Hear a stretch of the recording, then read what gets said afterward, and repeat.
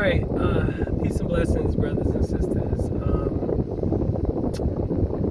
Lately, I've been doing a lot of research on the historical origins of Christianity, kind of its tenets, kind of taking it and breaking it down, and seeing, the different elements that compose or were in play to help compose Christianity.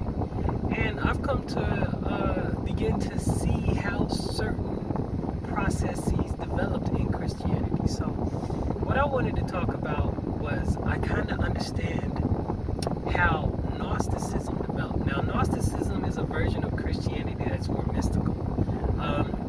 A Gnostic, in a nutshell, is a person who believes that they can activate the divine essence within and return to a state of being in which they manifest their higher self at all times. This was a movement within Christianity. This was an organization within Christianity that was placed and set up in a lot of different areas in the Middle East and Near Eastern world, so to speak, especially that Roman Empire, Alexandria, Syria. It was a dominant religion.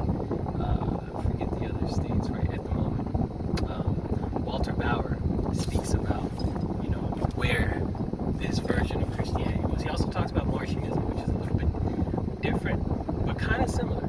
And so you can see the development happening, because the Old Testament was all about the wrath of God.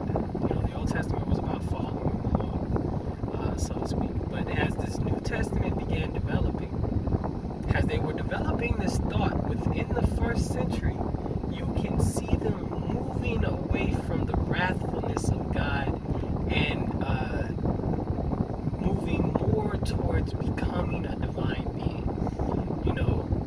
Paul's original writings in Galatians, and I don't want to say Thessalonians, I think I want to say Colossians, Romans.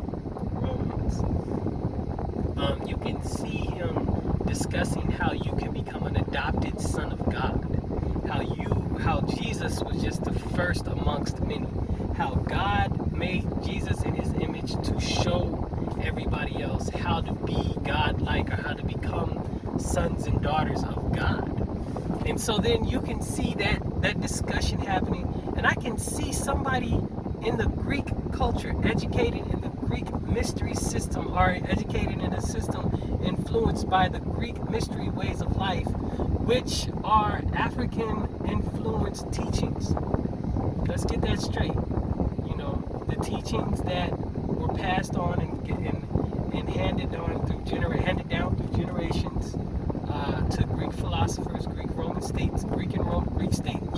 statesmen in their educational system. Those elements that they took out of Africa and incorporated into their own political, social, economic, spiritual systems. These are the concepts of the divine Savior within, to manifest higher consciousness. So we can see somebody educated in that system, particularly Marcion, and how he began to see the disconnect between the God of the divine essence, the God of love, one that you can become the brother of and become a son of God, and this wrathful being who is insecure, hateful, bloodthirsty of the Old Testament. And so this is where you begin to have the development of this Gnostic train of thought. So in Gnosticism in general, I'll do a more complete presentation on this at another point in time, but in Gnosticism in general, what you have is them saying that there is an essence that is above and beyond all things, that is undescribable, undefinable. And from this essence cascaded many different beings, right? One of the last beings to manifest was Sophia, the sister named Sophia, wisdom. And Sophia, wanting to created within herself, with herself, a being. Now this being is the God of the Old Testament. And thinking and being blinded, or being blind, this being then created this world. This world is an imperfect creation of this imperfect being from Sophia, wisdom, right? And this imperfect being trapped his mother, Sophia, and took light from her, and then used that light to bring life into humans. And within every human is the spark of wisdom, Sophia. And it is a select few are those of us that can recognize this spark and bring it forward into our lives to escape this prism and this chaos that this imperfect being created. So, I mean, I can really see how this was rolling and going in the Old Testament, like, because people were really looking at it like we look at it today, being critical of the concepts inside Christianity and asking ourselves, does this make sense? Well, let's make it make sense.